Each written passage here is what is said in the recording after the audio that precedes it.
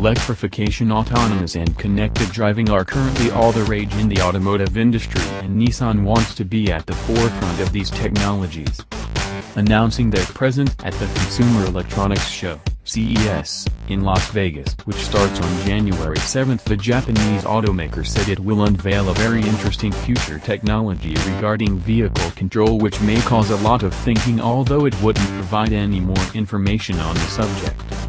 Anyway, Nissan CES stand visitors will also have the chance to see the IMx Concept that was revealed last October at the Tokyo Motor Show. Believed to influence the styling of the next-generation Rogue Sport, which is known as Qashqai in Europe. It's underpinned by a new EV platform and powered by 2 electric motors. It's also equipped with a new version of Nissan's ProPilot system, which allows it to drive on its own, and once engaged the steering wheel magically disappears into the dashboard and the seats recline. Not something we expect to see in the near future, but it does show the way things are heading.